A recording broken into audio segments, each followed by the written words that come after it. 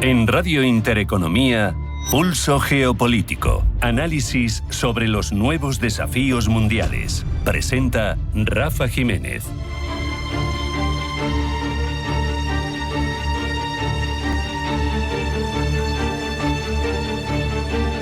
Bienvenidos a Pulso Geopolítico. El nuevo marco presupuestario para la Unión Europea entre 2028 y 2034 que presenta la presidenta de la Comisión, Ursula von der Leyen, es verdaderamente un terremoto, al menos en la concepción de la seguridad y autonomía estratégica de la Unión Europea. ¿A qué me refiero? A que la tradicional política agraria común, la columna vertebral del proyecto europeo desde sus orígenes, se ve desplazada a un segundo plano por el impulso que se quiere dar a otras áreas más prioritarias, como la defensa y la innovación tecnológica.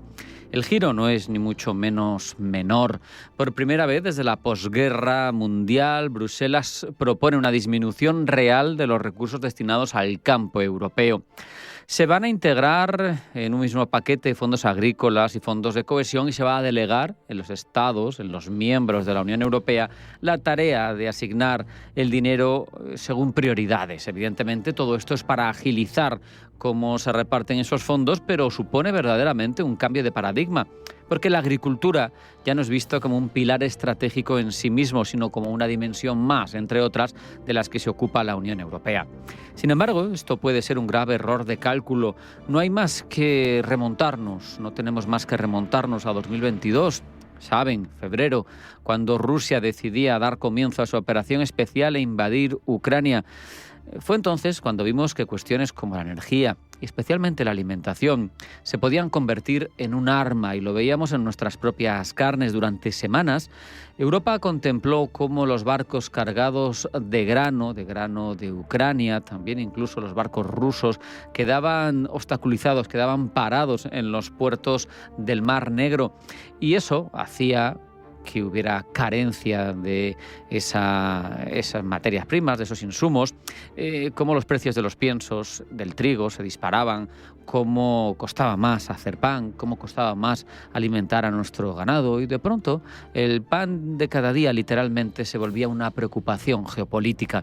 Un episodio que nos sirvió para ver de forma verdaderamente clara que lo que no produces dentro de tus fronteras puede ser utilizado contra ti como arma. Más allá de los microchips, del gas, de las propias armas, es evidente que es fundamental estar alimentado, que es evidente y fundamental que una construcción política supranacional, pero incluso los estados, como residentes de las soberanías nacionales, tienen que ser capaces de dar respuesta a la necesidad de alimentación de sus ciudadanos. Las crecientes tensiones globales nos han llevado, y es obvio, nos han llevado a todos los integrantes y también a Bruselas a lanzar planes ambiciosos para un rearme europeo y para compensar una omisión de actuaciones que viene durando décadas. Se arbitran 800.000 millones para intentar ponernos al día en esos déficits armamentísticos. Bien, pero cabe preguntarse si en el camino hacia esa mayor autonomía estratégica Europa no sacrifica lo esencial en nombre de lo urgente, de lo que nos da miedo, de lo que supone la amenaza bélica rusa. Pero es evidente, es un lugar común, pero hay que decirlo, ni los billetes ni las armas se comen. Es en una situación de colapso, en una situación de bloqueo, quien produce alimentos tiene una ventaja crítica, y esa ventaja no se improvisa, se trabaja durante años, durante décadas. La PAC no es solo un sistema de ayudas, no es solo un sistema de subsidios para que puedan vivir los agricultores como una muestra, casi como un museo al aire libre, no. Es para garantizar una seguridad estratégico-alimentaria fundamental que ha de tener Europa. Hay que mantener viva la producción local, garantizar un abastecimiento estable, sostener la vertebración de ese campo que nos alimenta y que además ha contado y cuenta en Europa con verdaderos primeros espada de distintas producciones. No se subvenciona algo no competitivo, algo que no tenga calidad. Es evidente que el sector primario europeo es de primer nivel. En esta nueva geopolítica de grandes y múltiples dimensiones, la comida, no podemos dejarlo de lado, es un vector de poder. Y otras potencias lo tienen muy claro. China lo sabe y ha hecho de la autosuficiencia alimentaria una prioridad nacional. Recordemos, cuando intentaba alquilarle por 100 años a Madagascar la mitad de la superficie cultivable de la isla, 1,5 millones de hectáreas. Y lo sabemos en distintas iniciativas que mantienen, lo sabe Rusia, que lo utiliza como presión para aquellos socios o países de su entorno geopolítico que se salen de su órbita y que son algo díscolos. Lo ha hecho en África, lo ha hecho en Oriente Medio. Lo sabe Estados Unidos, que es un protector furibundo de sus productores del Medio Oeste y que le da igual que le amenacen con sanciones por financiar y por subvencionar de forma potente a esos productores de las grandes llanuras. No le importa porque saben, tienen claro que no hay paz sin pan y que no hay autonomía sin pan. Europa, en definitiva, ahora lo que estamos viendo es que se enfrenta a una elección que no es de índole técnico, que no es una prioridad irrelevante, que es una cuestión definitiva de hacia dónde queremos que vaya la sociedad. Esto no quiere decir que no tengamos que invertir en armas, pero habrá que redistribuir y que jerarquizar con otro planteamiento en mente. Las armas son importantes, la alimentación lo es también, al mismo nivel, por lo menos. ¿Se puede priorizar el gasto en defensa respecto de los temores del momento? Bien, es una opción, pero se puede entender que la seguridad se cultiva en paralelo en los campos de trigo, en los invernaderos y en los establos, y que tiene que ser compatible con el gasto en armas. La decisión que se perfila en Bruselas no supone, por tanto, un simple ajuste contable. Será el retrato de qué Europa queremos construir ahora y para las próximas generaciones. Tenemos que integrar la defensa y la agricultura. Y son dos caras, tenemos que tenerlo claro, de una misma moneda. La de un futuro sostenible, la de un futuro soberano, la de un futuro autónomo y en el que los factores estratégicos estén bien cubiertos. Las armas lo son, la energía lo es, la alimentación sin duda también lo es. Vamos a hacer un alto. A la vuelta vamos con los titulares de geopolítica que nos acerca Blanca El Tronco. No se vayan porque sigue Pulso Geopolítico en Intereconomía.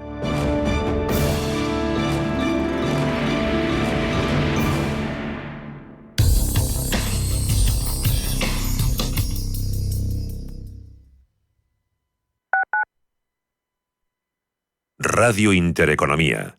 Información financiera en tiempo real. Este eres tú gastando agua. Y este eres tú lloviendo. Que llueva, que y es que cada vez que ahorras agua, llueve un poquito. Tú puedes llover, yo puedo llover, todos podemos llover. Deja de mirar al cielo y empieza a llover un poco cada día. ¿Llovemos juntos? Canal de Isabel II. Cuidamos el agua.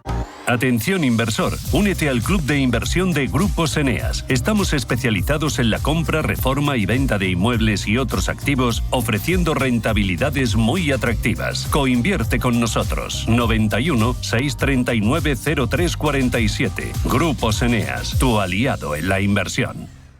Si una persona sale de un punto A por un camino difícil y otra sale de un punto B por un camino más cómodo, ¿se encontrarán? Acompañamos a personas en situación vulnerable desde la infancia hasta el final de su vida. Porque nosotros no creemos en las coincidencias, creemos en las oportunidades. Fundación La Caixa. Solo es progreso si progresamos todos.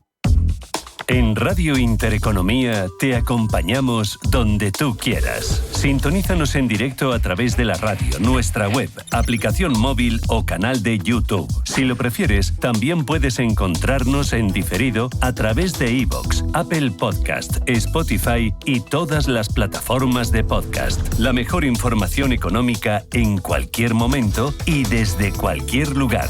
Radio Intereconomía, siempre contigo. Radio Intereconomía, una excelente plataforma para anunciar tu empresa, con una audiencia exclusiva, con poder adquisitivo medio-alto y que sabe lo que quiere. Teléfono 919992121 y en comercial @intereconomia.com. Radio Intereconomía, la radio de las empresas.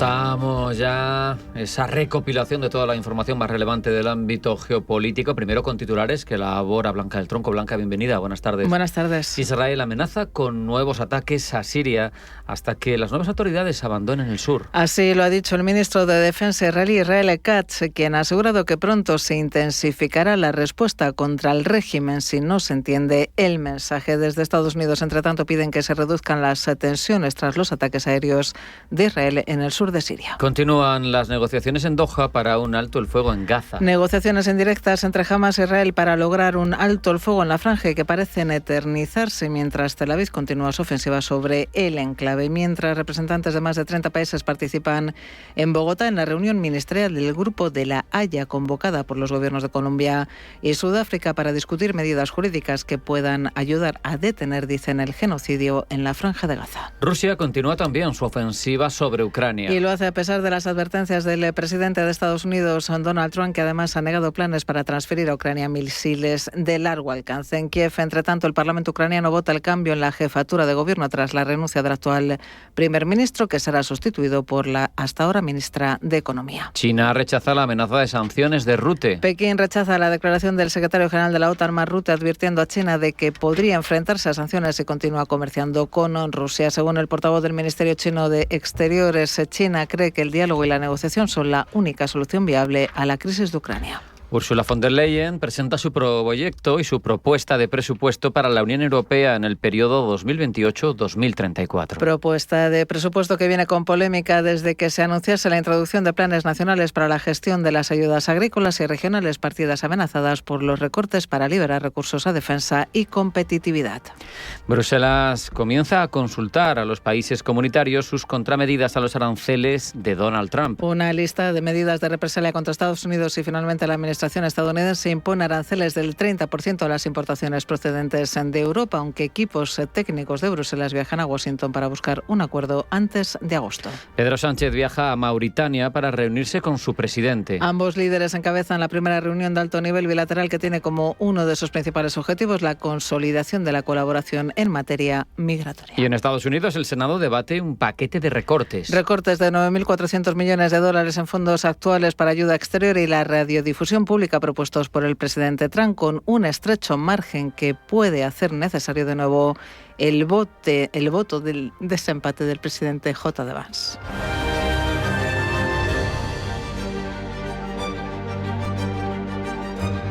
Ya hemos puesto las bases, ahora vamos a desarrollar la información internacional, Blanca. La Comisión Europea de von der Leyen encara un momento crucial de su mandato. En este preciso instante está presentando su propuesta para el nuevo presupuesto de la Unión Europea correspondiente al periodo 2028-2034, un marco centrado en competitividad y defensa, pero con menor protagonismo para la política agraria común. Pablo Llanoné. Los nuevos presupuestos alcanzarán los 1,7 billones de euros, 500.000 millones más que los del periodo anterior. El aumento se invertirá sobre todo en defensa y competitividad, ya que el dinero dirigido a agricultura será el mismo. La propuesta también incluye un tope de 100.000 euros por explotación agrícola y condiciones más exigentes para recibir ayudas. Estas medidas, unidas a la pérdida de visibilidad de la política agraria común, han provocado inquietud en el sector agrícola. Así lo expresa el presidente de Asaja, Pedro Barato. Presidenta, la señora von der Leyen, yo creo que esto ya lo tenía más que definido antes de que llegara a tomar posesión de la Comisión, porque ha vuelto a desempolvar papeles que desde luego tanto daño han hecho a la agricultura europea. Prohibiciones, restricciones, limitaciones, y eso se sigue manteniendo. Siguiendo las directrices del informe Draghi, la Comisión propone además una reforma estructural. Se creará el Fondo Europeo de Competitividad, que agrupará los grandes fondos comunitarios en un único instrumento. Además, cada Estado miembro deberá presentar un plan único nacional, donde detalle sus prioridades y cómo desea distribuir los recursos. Pero, ¿cómo afectará esto a la gestión de los presupuestos y por qué genera polémica? Pues bien, aunque fondos como los dirigidos a la política agraria común mantendrán sus dotaciones nominales, podrían perder peso real dentro de un esquema financiero más amplio. La nueva arquitectura también reduce la influencia del Parlamento Europeo y de las regiones, ya que concentra la toma de decisiones en los gobiernos centrales. Veámoslo con más detalle. Hasta ahora, cuando un Estado miembro necesitaba fondos comunitarios, debía presentar solicitudes separadas para cada programa. Estos fondos tenían sus propios reglamentos y se gestionaban en consulta con autoridades regionales, con sindicatos, sociedad civil, siempre bajo el principio de asociación territorial. Este modelo, como vemos, aseguraba participación, pero era complejo y lento. Con el nuevo marco, los Estados negociarán directamente con Bruselas un único plan estratégico. Ya no será, por tanto, obligatorio consultar a gobiernos subnacionales ni presentar múltiples proyectos por separado. Esto promete agilidad y coherencia. Y según el comisario de Presupuestos, Piotr Serafin, también permitirá afrontar el gran reto de la próxima década, lograr una Europa más independiente. De momento, la propuesta presupuestaria está siendo presentada por la Comisión en estos precisos momentos. A partir de aquí, requerirá la unanimidad de los 27 Estados miembros. Y crítica unánime tanto de la oposición como de la sociedad civil al plan presupuestario del primer ministro francés François Bayrou, por el que plantea recortes de 44.000 millones de euros para frenar la deuda. Gemma González. Reacción intensa y unánime al plan de presupuestos del primer ministro francés. Desde Agrupación Nacional, Marine Le Pen lo ha calificado de un ataque directo contra los trabajadores franceses y contra la historia de Francia. Advierte de que su formación política presentará una moción de censura si Bayrou no revisa su propuesta. Jordan Bardella, por su parte, ha calificado de provocación la supresión de los festivos del día de Pascua y del 8 de mayo y ha asegurado que ningún diputado de Agrupación Nacional lo aceptará. Desde la izquierda, Jean-Luc Mélenchon ha pedido hacer partir a Bayrou, ha tachado las medidas de injustas y ha advertido de que se trata de una política de malestar. Olivier Faure, del Partido Socialista, se ha referido al plan como un plan de demolición del modelo social francés, mientras que Mathilde Panot, diputada de la Francia Insumisa, ha hablado de guerra social y ha anunciado su intención de censurar lo que ha calificado como la política del sufrimiento. La reacción en contra del plan del primer ministro no ha sido solo política, también ha habido reacción social y sindical. Los sindicatos CGT y CFDT han criticado la visión estrictamente contable del presupuesto y anuncian protestas para septiembre.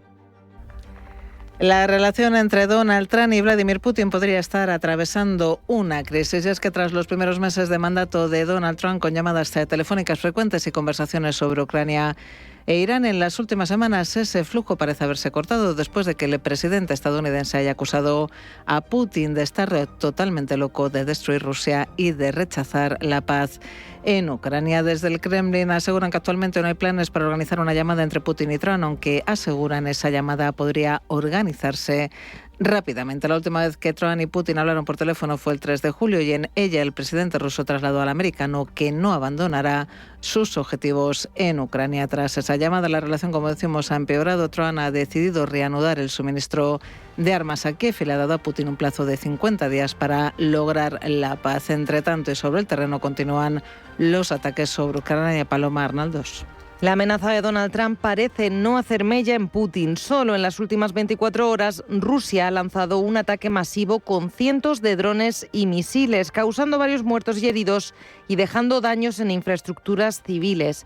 Además, hace pocos días hubo otro ataque con casi 600 drones y 26 misiles que dejaba al menos 4 fallecidos y una veintena de heridos. Ataques con los que Rusia logra avanzar militarmente en este país, ya que se ha hecho con cerca de un 20% del territorio ucraniano y sigue realizando operaciones ofensivas en regiones como Donetsk. Solo durante el mes de julio se han registrado oleadas diarias de ataques aéreos, con al menos 139 civiles muertos y casi 800 heridos.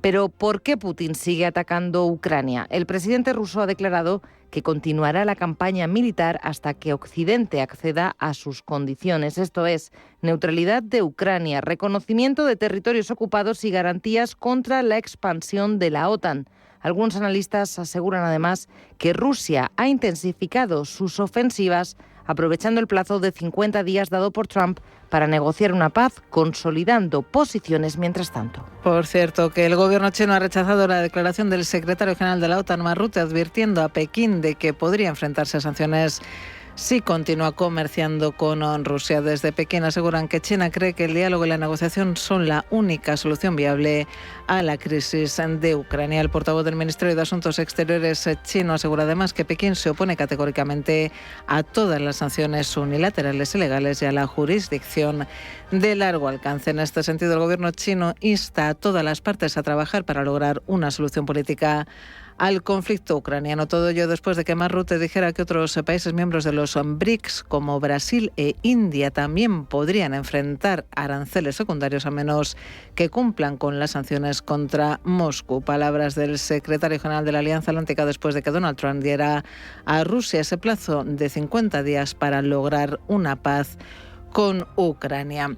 Y miramos ya a Oriente Próximo, donde Israel ha emprendido una ofensiva en Siria y habría atacado en las últimas horas la entrada del cuartel general militar del régimen sirio en la zona de Damasco. Este ataque llega después de que el ministro de Defensa de Israel, Israel Katz, amenazara horas antes con mantener los bombardeos contra Siria si las nuevas autoridades no abandonan la región de Al-Sueida, de población drusa en el sur del país. Pero ¿por qué esta amenaza de Israel a Siria? Paul Mielgo. Más allá de Gaza, Israel mira ahora a Siria, en concreto a Al-Sueida, en el sur del país, donde hace unos días, el 13 de julio, estalló un enfrentamiento entre milicias drusas y tribus beduinas con un centenar de muertos. La intervención del ejército sirio disparó las alarmas de Israel, que considera a los drusos una comunidad hermana. Israel busca, además, garantizar una zona desmilitarizada junto al Golán, y por eso tanto Netanyahu como el ministro de Defensa israelí, Israel Katz, han asegurado que no permitirán fuerzas armadas sirias al sur del país que puedan atentar contra Israel. Desde hace años, Israel ha llevado a cabo ataques en Siria para desarticular rutas de suministro de armas de Irán dirigidas a Hezbollah, en Líbano. Tras el derrocamiento de Assad en diciembre de 2024 y la debilidad del gobierno de Sahara, Israel ha intensificado sus incursiones bombardeando sedes militares, arsenales y cautelando la línea de alto el fuego de 1974 en los altos del Golán. Israel defiende estos ataques sobre Siria como acciones de autodefensa preventiva para evitar que este país se convierta en un trampolín militar en su contra, o que comunidades aliadas como los drusos se vean vulnerables. Desde Damasco denuncian una violación de su soberanía y aseguran que los ataques de Israel suponen una escalada que agrede a instituciones claves del Estado, incluidas estructuras en la capital siria. Y continúan las negociaciones comerciales entre Estados Unidos y la Unión Europea. El comisario europeo de Comercio, Maroš Šefčovič, se dirige este miércoles a Washington para seguir negociando. Allí se reunirá con el secretario de Comercio de Estados Unidos, Howard Lutnick, y con el representante comercial, Jamieson Greer. El comisario europeo ha mantenido previamente llamadas telefónicas con ambos representantes estadounidenses. Esta visita se produce tras el anuncio de Donald Trump de un arancel del 30% sobre los bienes importados de la Unión Europea y la amenaza de Bruselas de responder con 72.000 millones de euros en contramedidas. En paralelo, una coalición liderada por Francia, además de media docena de Estados miembros de la Unión Europea, está impulsando la actividad del instrumento anticoerción del bloque contra Estados Unidos si las negociaciones fracasan antes del 1 de agosto y si finalmente Donald Trump implementa sus aranceles del 30%. Benjamin Haddad es ministro francés de Asuntos Europeos. Podemos ir más allá con los instrumentos que la Unión Europea ha desarrollado en los últimos años. Pienso, por ejemplo, en el mecanismo anticoerción que permitiría ampliar el ámbito de aplicación a los servicios tecnológicos, gravando a las empresas tecnológicas estadounidenses, dando acceso a las licitaciones públicas. Este instrumento anticoerción podría imponer impuestos a gigantes tecnológicos estadounidenses y representa la herramienta comercial más poderosa de la Unión Europea nunca antes utilizada. Podría además hacer que escalase una guerra comercial transatlántica más amplia.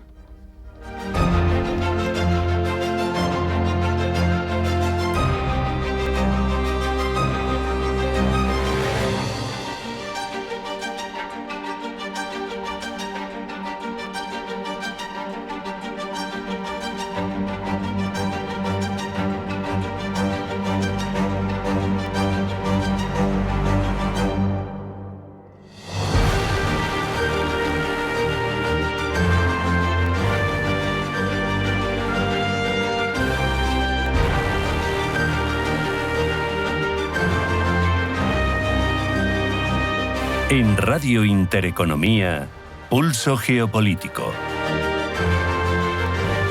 Repasamos a continuación, con la ayuda de Pablo Iannone, el sesgo y comparamos según países, según cabeceras. ¿Cómo nos cuentan las informaciones geopolíticas? Pablo, bienvenido, buenas tardes. Buenas tardes. Empezamos este repaso de prensa internacional. En Estados Unidos, Ucrania es tendencia y representa 6 titulares de 34 consultados. Sobre Ucrania, desde NPR World informan de que el aumento de la ayuda militar al país marca un cambio en la política de la Casa Blanca hacia Rusia. Desde The New York Times, por su lado, dicen que el cambio de la política de Trump hacia Ucrania es una buena noticia para Europa. Por ahora.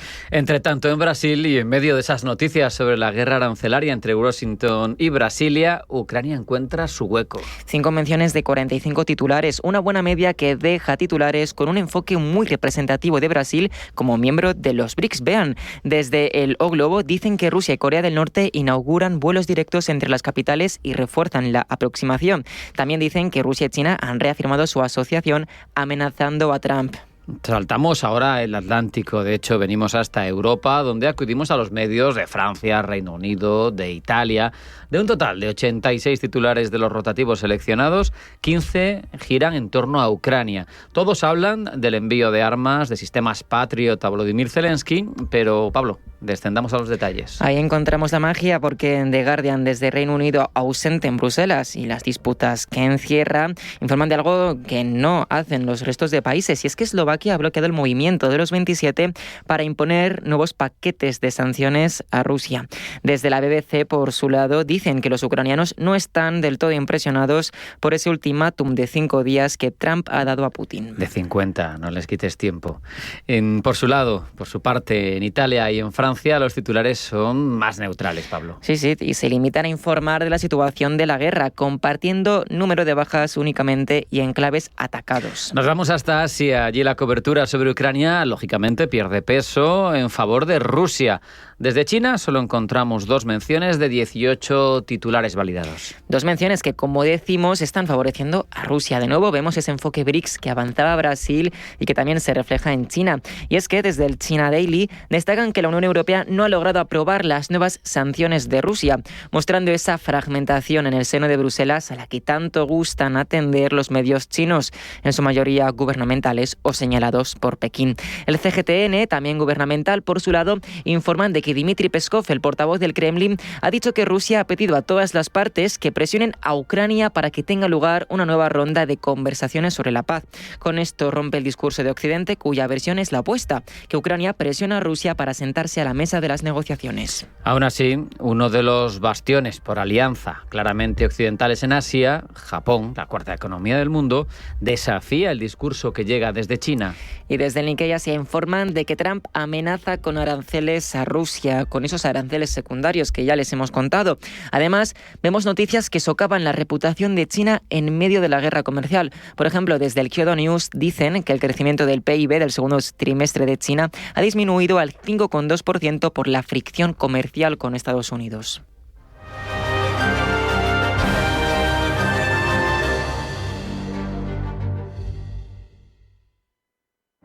Demo Broker Global, la plataforma a tiempo real de Banco Big que te permite invertir con 100.000 euros ficticios para que practiques sin compromiso. Entra en bancobig.es y aprende a invertir como un verdadero broker. Banco Big, nos mueven tus valores. Desde 2005, la marca Alimentos de Segovia de la Diputación no ha parado de crecer. 20 años recibiendo nuevos socios, dando la bienvenida a nuevos productos, posicionando el producto local y poniendo alma a una tierra que respira tradición e innovación. 20 años siendo más naturales, más artesanos, más auténticos. 20 años alimentando tus sueños.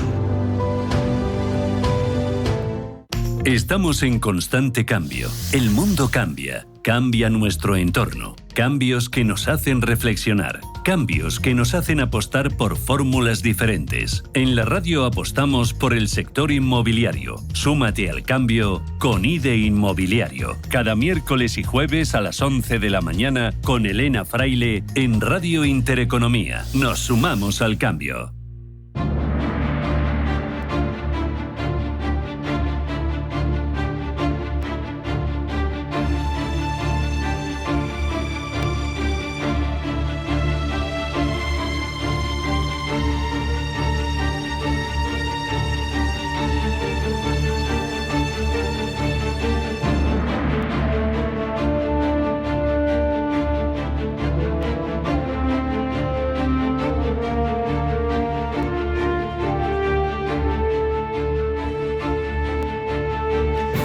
Hacemos a continuación pedagogía geopolítica a la par que ahondamos en un territorio poco tratado, pero que tiene una ubicación verdaderamente fascinante por los retos que en ese ámbito se le presentan. Hablamos ya de Bután, un estado tapón entre China e India, con una posición, como digo, geopolítica crucial, estratégica en el Himalaya, entre esas dos grandes potencias, las dos más pobladas del mundo, un país pequeño, poco conocido en general, pero apasionante desde esa mirada geopolítica. Lo hablamos con Manuel José Gazapo Lapallese, que es director institucional de Universae. Manuel José, bienvenido, buenas tardes. Buenas tardes, un placer estar con ustedes, un gusto.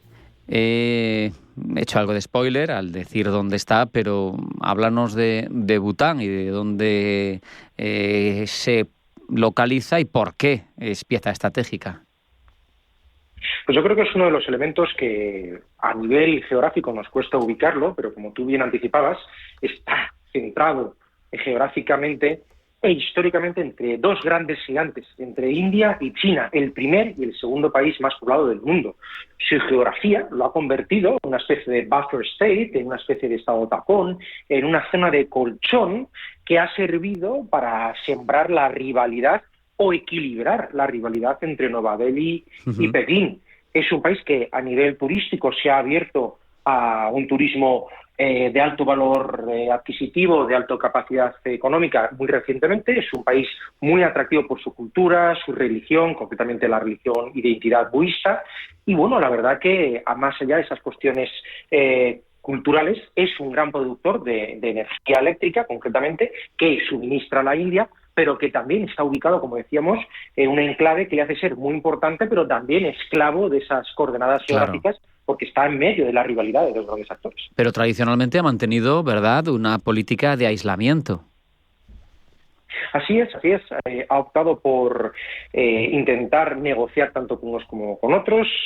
Bután es importante para la India por una serie de circunstancias de seguridad, de influencia regional, también de cuestiones económicas, y con China ha mantenido un distanciamiento, una independencia, a pesar de la conocida política exterior de China, que quiere siempre implementar esa nueva ruta de la seda, intentar implementar la política de un solo país chino que incorpora a todos los países de alrededor. Por lo tanto, ha habido disputas territoriales entre China y Bután, y bueno, ha habido conflictos armados también, por lo tanto, y no muy lejos, en 2017.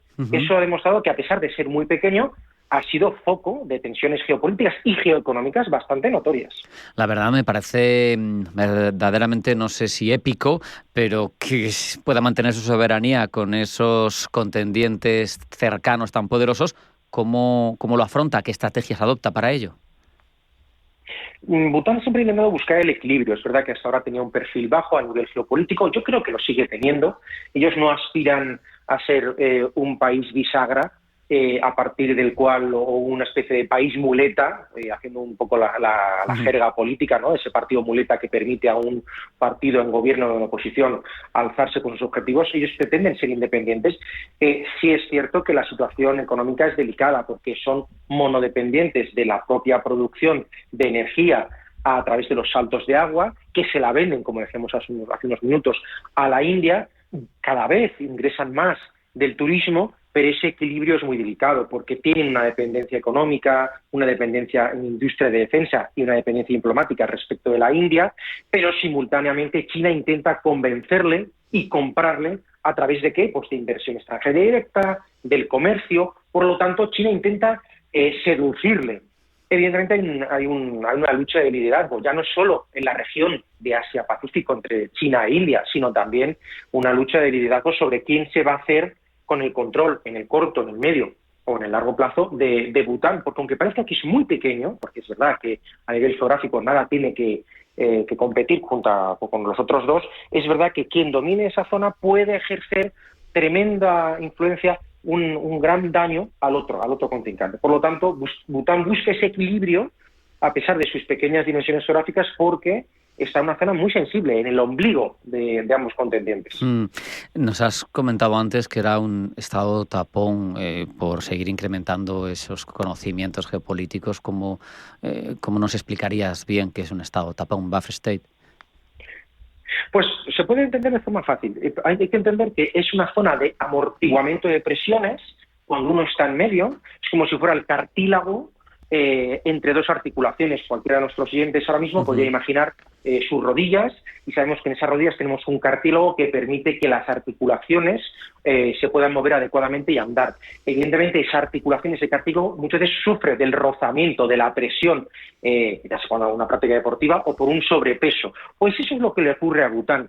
Para la India, Bután es un escudo vital porque le protege, concretamente de manera más técnica, el corredor de Siliguri. Es una zona económicamente importante, muy difícil de proteger, por lo tanto les permite tener esa buffer zone, esa zona de amortiguamiento de la presión que puede ejercer Xi Jinping y todo su gobierno. Mientras que para China también es un estado tapón porque le permite contener la expansión india, como país ya más poblado del mundo, tremenda potencia farmacéutica, económica, consultora, y para China es la puerta de entrada al Himalaya, que a ellos les interesa mucho, porque es un modo de desplazar al vecino indio, liderado por Modi, y poder ir ampliando esas ansias de control territorial por toda la zona del sudeste asiático. Por lo tanto, Bután está condenado o bendecido, según se vea, a caminar con extrema prudencia, porque necesita modernizarse, necesita abrirse, pero claro, no puede posicionarse en favor de uno o en favor de otro, porque ya no solo levantaría una mayor rivalidad geopolítica que ya existe, sino que podría derivar en un nuevo conflicto literal armado, como ocurrió, insisto, en 2017, cuando hubo una crisis, la famosa crisis de Doklam, que provocó la movilización de fuerzas armadas tanto de China como de la India. Claro, precisamente iba a retomar este asunto porque me ha llamado la atención antes, ¿no? Por la asimetría de los contendientes. Cuéntanos, aunque sea de forma somera, qué ocurrió y cómo afectó las relaciones en este triángulo, ¿no? El propio protagonista y las dos grandes potencias adyacentes. Pues fijaos, esto es como la Primera o la Segunda Guerra Mundial, que todos hemos conocido y hemos estudiado, que muchas veces los grandes conflictos surgen, el detonante, la cerilla que prende la mecha. Al principio puede parecer muy anecdótica, y esto es que en 2017, no hace tanto, de repente se decide por parte de Pekín, por parte de China, comenzar a construir una carretera en una zona que Pekín considera que no es de Bután, que es suya, que es China, que le pertenece. En ese momento Bután, con una capacidad militar prácticamente anecdótica, muy reducida, a través de la cual no puede hacer frente a esa injerencia externa por parte de China a la hora de querer construir una carretera, solicita el apoyo de la India. Por lo tanto, la India interviene militarmente para detener a las tropas chinas, pero más que las tropas, a los ingenieros chinos. O sea, fijaos qué cosa tan peculiar, tan extraña, como simplemente la construcción de una carretera, de una vía de transporte de vehículos, hizo estallar un conflicto tremendo, porque claro, ya no solo fueron a construir la carretera, sino que esos arquitectos, esos ingenieros civiles chinos iban parapetados con militares. India interviene también militarmente para disuadir a las tropas chinas. Fue un enfrentamiento muy tenso, donde además durante más de 2 meses soldados indios y soldados chinos estuvieron enfrentados como esa que recordamos todos cómo era la guerra de las trincheras de la Primera Guerra Mundial. Pues a muy pocos metros, a escasos metros unos de otros, estuvieron durante más de 2 meses apuntándose soldados chinos e indios. Finalmente se consiguió llegar a una entente cordial, pero bueno, lo que sí es cierto es que esa presión china se sigue notando, se sigue percibiendo en Bután, al mismo tiempo que se sigue percibiendo la presión de la India. Por lo tanto, insisto, Bután en un delicadísimo equilibrio, porque tiene 2 pretendientes que pueden ser pretendientes, pero también pueden ser chantajistas en un momento dado, porque lo que les interesa no es la convivencia, es poder conseguir ganar las mentes y los corazones y controlar esa zona, no tanto por la riqueza de la zona, que también, sino por la pérdida por la pérdida que eso implicaría al contendiente. Nos has comentado antes la dimensión geoeconómica del país, hemos hablado de gran producción hidroeléctrica, hemos hablado de un turismo pujante, además de alto nivel, pero sobre la geopolítica, porque se nos va acabando el tiempo, te quería preguntar, incluso por la relación que pueda tener una guerra tan aparentemente lejana como la de Ucrania, en esa lucha que tienen estas 2 grandes potencias en torno al Himalaya tan compleja, ¿influye? Sin duda alguna, vemos publicaciones del Foreign Policy, del Financial Times, del Washington Post, de diferentes think tanks, incluso del principal think tank español a nivel del Ministerio de Defensa, el Instituto Español de Estudios Estratégicos.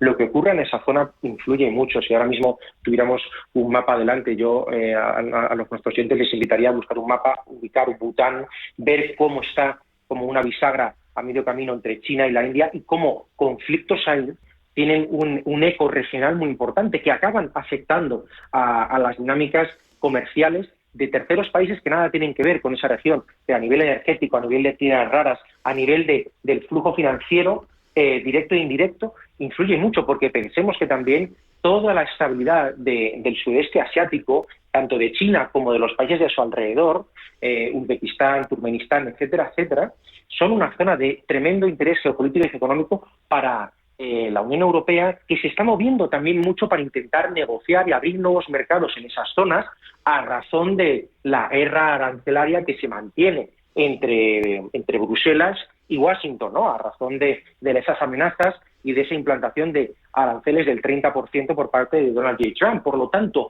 una cuestión tan alejada como parece en Bután puede tener un impacto directo o indirecto antes o después en las economías europeas, porque Europa se está movilizando hacia esa zona del mundo, está pivotando para encontrar nuevas oportunidades. Es decir, la Unión Europea ya está trabajando en Asia Central, lo hemos visto con Antonio Costa, con la señora Ursula von der Leyen, etcétera, etcétera, porque no quieren depender tanto económicamente de Estados Unidos. Se quiere negociar, por supuesto, con Estados Unidos, pero no se puede depender únicamente del tío Sam. Por lo tanto, estamos viendo cómo la Unión Europea va hacia allá. Y lo que ocurre en Bután, aunque pueda parecer lejano, tiene un eco, tiene un impacto. No podemos olvidar tampoco que este año se celebra el 50 aniversario de relaciones bilaterales entre Pekín y Bruselas, aunque hay mucha advertencia sobre echarse en manos de un régimen como es el chino, con sus peculiaridades, pero evidentemente dentro de esa diversificación que tú apuntas y de esa capacidad que tiene la Unión Europea, que somos todavía un enano militar, desde luego un gusano, ¿no? Como decía aquel ministro belga de los 90, pero desde luego somos un potencial demográfico relevante, por lo menos casi 500 millones de personas, y sobre todo económico muy grande, cerca de 17 billones de dólares de PIB. Pueden tener algo interesante para otros bloques, ¿no? Que nos haga una posibilidad, que nos permita una posibilidad diversificadora. Sin duda alguna, completamente de acuerdo con lo que apuntabas al principio de tu reflexión / pregunta, ¿no? Es decir, evidentemente es mucho más cómodo, mucho más transparente, mucho más natural comerciar con Estados Unidos, y así debe ser, más allá de que haya demócratas o republicanos al poder. Hay que ser inteligentes, hay que tener cintura, también hay que mostrarse fuertes y tener disuasión, porque también si hay una guerra arancelaria podemos responder, porque es nuestro aliado natural, pero se deben de intentar reconducir las cosas, lo cual no implica, no es óbice, no es impedimento en buscar otros escenarios a través de los cuales poder también obtener importantes ganancias económicas, extenderse. Este año se va a celebrar, como bien apuntabas, el 50 aniversario de las relaciones bilaterales. China es mucho más opaca, no va a colaborar tanto, sin embargo tiene una capacidad económica de inversión y de atracción de inversión inmensa, por lo tanto es interesante saber jugar esa carta. Y también tener en cuenta que el propio ministro de Asuntos Exteriores chino declaró junto al presidente del Consejo Europeo que cuanto más grave y complicada se torna la situación internacional, bueno, China y la Unión Europea deben de ser inteligentes para fortalecer la comunicación y el comercio. Por lo tanto, ¿por qué no abrirnos con prudencia, con inteligencia, a ver de qué manera podemos encontrar en el continente euroasiático, con el cual compartimos raíces y compartimos nombre también, sobre nuevas alternativas, simple y llanamente para diversificar el riesgo de nuestros activos financieros? Simple y llanamente por eso. No significa apostar a caballo ganador chino en detrimento del caballo norteamericano, simplemente de diversificar nuestras fuentes de negocio, de comercio y por ende de posibilidad de hacernos valer, porque como tú apuntabas de manera más que acertada, Europa es un mercado de casi 500 millones de habitantes, es un mercado que produce el 40% de toda la industria internacional y también es el continente con más puertos mercantes. Por lo tanto, eso hay que saber hacerlo valer tanto para Norteamérica con Donald Trump como para China con Xi Jinping. Para terminar de forma breve y por terminar centrados un poco en aquello con lo que hemos comenzado, para terminar con Bután, un escenario posible corto o medio plazo para la realidad geopolítica que vive ese pequeño reino del Himalaya, ¿por qué apostarías tú? Me parece que es pequeño, muchas veces lo tildamos de pintoresco. Yo creo que Bután es un escudo vital, es ese cartílago que decimos tanto para uno como para otros. Creo que van a tener que verse obligados, si no lo han hecho ya, a caminar con extrema prudencia.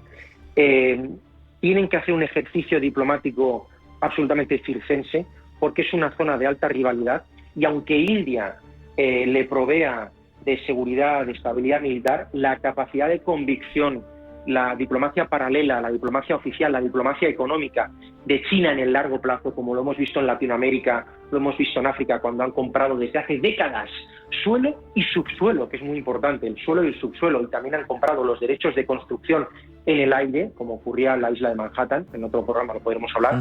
Creo que a futuro la capacidad que tiene China es mucho más poderosa en el largo plazo, la que tiene Xi Jinping, que la que tiene Modi. Quizás me pueda equivocar, pero hemos visto cómo China ha sido capaz de trabajar en el largo plazo y de convencer y de vencer por esa diplomacia económica, porque al final lo que paga las cuentas es el dinero, y quien tiene el dinero y puede alargar esa presión en el largo plazo es China y no tanto la India, aunque parezca que lo tiene más controlado en el corto. Así que, a riesgo de que me equivoque, apostaría por una pequeña victoria ganada en el día a día por parte de Pekín. Con esa reflexión nos quedamos. Manuel José Gazapolapallese, director institucional de Universae.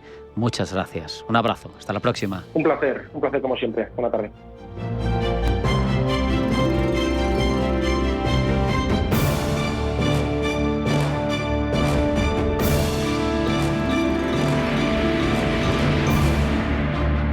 En Radio Intereconomía, Pulso Geopolítico. Seguimos en Asia con la geopolítica de Vietnam. Se caracteriza el país, ya lo saben, por una ubicación estratégica, en este caso en el sudeste asiático, con un rápido crecimiento económico, una política exterior que busca equilibrar relaciones entre diversas potencias. De hecho, es miembro Vietnam de diversas organizaciones regionales, internacionales, y queremos ahondar en esas prioridades que la geopolítica le impone.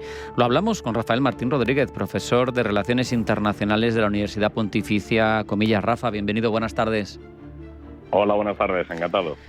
Si te pido contexto y situación así para empezar, ¿cuáles serían, en tu opinión, las prioridades geopolíticas de Vietnam? Bueno, en este momento Vietnam está sobre todo enfocado al crecimiento económico, a un crecimiento económico progresivo, y por lo tanto necesita de paz en su entorno, de llevarse bien con China, que a pesar de tener conflictos incluso fronterizos con ellos, pero tienen también una gran... tienen muchas inversiones chinas ahora en su territorio, su principal cliente, es su principal cliente también. También con Estados Unidos, liderar la ASEAN. O sea, yo creo que Vietnam está en estos momentos, en ese momento de crecimiento progresivo, en el cual necesita una diplomacia muy activa y, como ellos mismos dicen, llevarse bien con todo el mundo. Fíjate, de momento en esa diplomacia económica parece que no le están saliendo mal las cosas, porque imponía 46% de aranceles Trump, pero se ha negociado una rebaja al 20%, y las expectativas de crecimiento, por ejemplo, del gobierno, al menos, luego tienen que confirmarse, pero para este 2025 están ya en el 8,5%, medio punto porcentual. Es evidente que es una economía en desarrollo, que por eso las tasas tan elevadas, pero un 8,5%, siendo además como se ha convertido en la fábrica de China, pues es muy relevante, ¿no? Claro, exactamente. Además es que muchísimas inversiones también de China se han ido. Ya Samsung y grandes compañías empezaron a invertir hace tiempo en Vietnam, y ellos se han enfocado muchísimo en llamar a estas compañías que crearan una inversión de alto valor añadido. Entonces, con muchísima tecnología, Apple, Amazon, también todas estas compañías están invirtiendo muy fuertemente en los sectores. Ellos están creando también campos digamos más fiables para la inversión extranjera, y han aprendido también mucho de los pros y los contras del crecimiento chino. No hay que olvidar que ellos empiezan en el 85 con este desarrollo económico, y luego lo que están haciendo también es aprender incluso de los errores chinos de no limitar demasiado ese crecimiento con una burocracia excesiva del partido, ¿no? Y eso ha provocado también, con un cierto también un desinflamiento de China después del COVID, que muchísimas empresas han visto a Vietnam como una gran opción. Me parece muy interesante que siendo una economía con el carácter que tiene, ¿no?, las peculiaridades de Vietnam, pero estén apostando incluso por la tecnología, ¿no? Una parte importante, me refiero para una economía en desarrollo, del presupuesto para innovación, atrayendo esos inversores que tú mencionabas, gigantes tecnológicos globales, que parece que no les da miedo invertir en un país tan peculiar en lo político como es Vietnam, ¿no? No, porque al fin y al cabo ya pasó con China, que también está regida por el Partido Comunista Chino y en este caso en Vietnam por el Partido Comunista Vietnamita, ¿no?, de Vietnam. Entonces, esa peculiaridad ya Occidente, los países occidentales de mayoría democrática, ya la pasaron con China, entonces ya no asusta.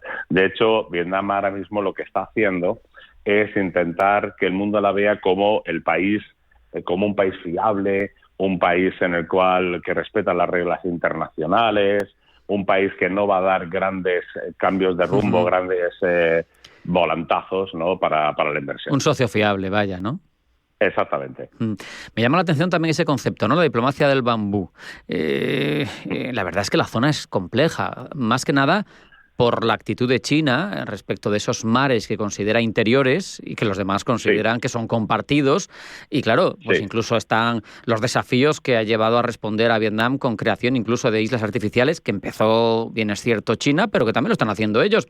Y todo eso, además, con la amenaza latente de fondo de si un día se lía la manta a la cabeza Pekín y deciden invadir Taiwán, ¿no? O sea, que el entorno es complejo y, sin embargo, ellos quieren mantener esa paz, esa diplomacia de bambú, ese nadar ahí y guardar la ropa. Sí, exactamente. Lo de la diplomacia del bambú, para los oyentes que no estén familiarizados con el concepto, es como la misma planta del bambú, que es firme, muy firme en las raíces, fuerte en el tronco, pero muy flexible en la copa, ¿no?, que se puede mover libremente dependiendo de dónde vayan los vientos. Y eso lo están demostrando, lo están haciendo. Es algo que empezó a principios de los años 90 y que siguen desarrollándolo, pero eso implica precisamente que, a pesar de que ellos tienen evidentemente una política pacifista, ahora mismo con participación en todos los foros internacionales, en los cascos azules, etcétera, etcétera, no quita para que mantengan una línea roja. Si una línea roja para ellos es el Mar del Sur de China. O sea, ahí es donde para eso precisamente necesitaban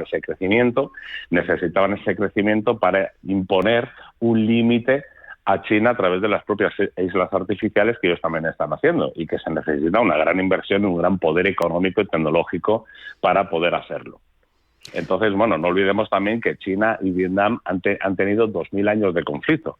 Vietnam está acostumbrado a este tipo de situaciones, con lo cual ellos pueden colaborar libremente con China, pero al mismo tiempo enfrentarse a China, como al fin y al cabo llevan haciendo 2000 años.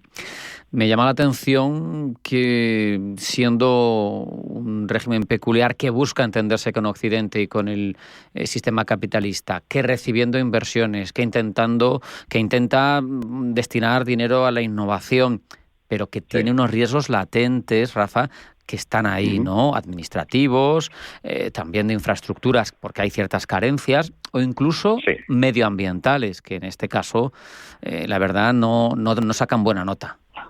Muchísimo. Mira, claro, todo esto están los pros y los contras, como también de hecho se ha visto en el crecimiento chino, ¿no?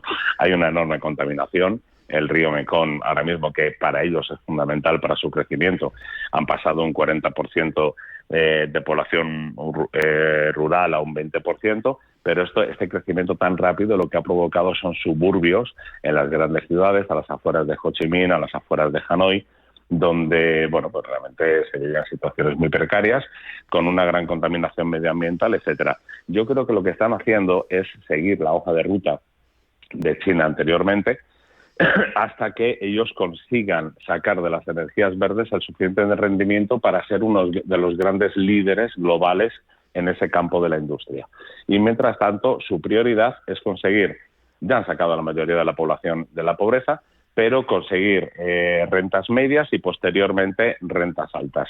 Y para ello necesitan muchísima inversión, muchísima infraestructura y muchísimo cambio social latente, que ese es el peligro, sobre todo considerando que tenemos un partido, que es un partido que mantiene el Estado de una manera muy, muy rígida, ¿no? Y que podría dar falta de flexibilidad al sistema que están necesitando. ¿Cómo percibe precisamente Vietnam el cambio de orden mundial en el que estamos insertos ahora mismo, en el que el multilateralismo, que ellos se están esforzando en respetar, parece que no vive sus mejores momentos, en el que manda más el más fuerte y el entorno es claramente más inestable y más volátil? Bueno, pues por un lado ellos tienen dos tipos de políticas. Una, esa pacífica en la cual intentan llevarse bien con todos, como decíamos, para esforzarse en un multilateralismo que les diera cierta margen de maniobra.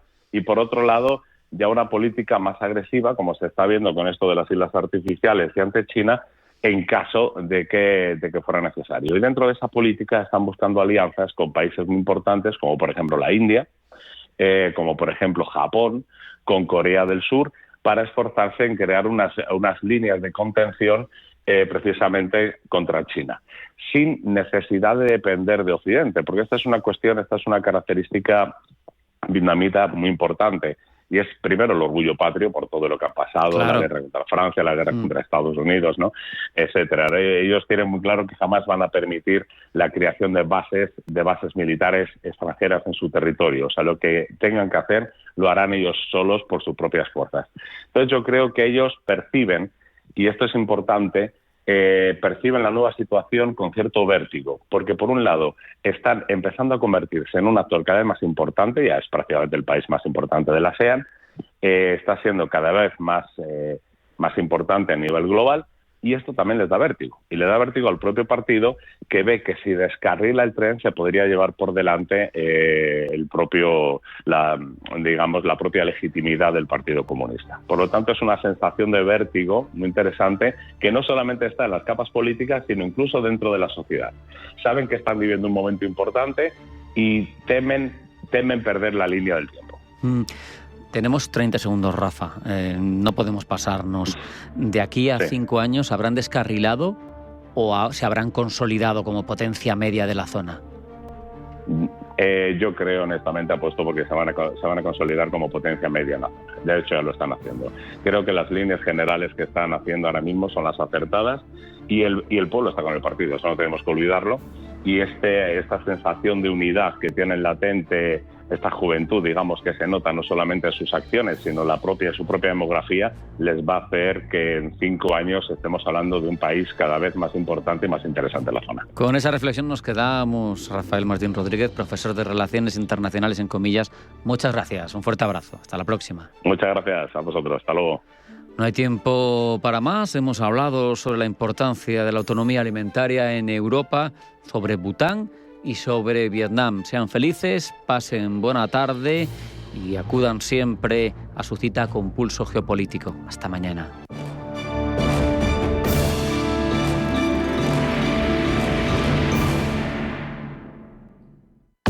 ¿Sabías que, en Gran Hotel Inglés, el salón privado de la planta baja debe su nombre a una de nuestras clientas más especiales? La novelista Virginia Woolf, escritora referente del modernismo vanguardista del siglo XX y del feminismo internacional. GranHotelInglés.com, tu hotel de lujo en Madrid.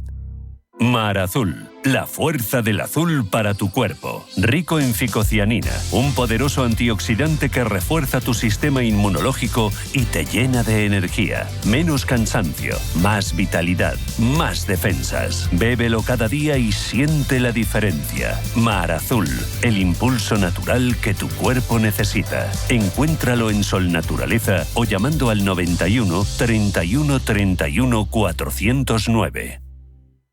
¿Tienes un proyecto o sueño emprendedor? No te pierdas Emprende en Intereconomía con Juanma Romero. Cada semana descubrirás historias de éxito, consejos prácticos y claves para liderar tu negocio con carisma y empatía. Aprende, crece y conéctate con emprendedores como tú. Emprende en Intereconomía con Juanma Romero, el programa para transformar tu futuro. Te esperamos todos los jueves a las 10 de la noche en Radio Intereconomía.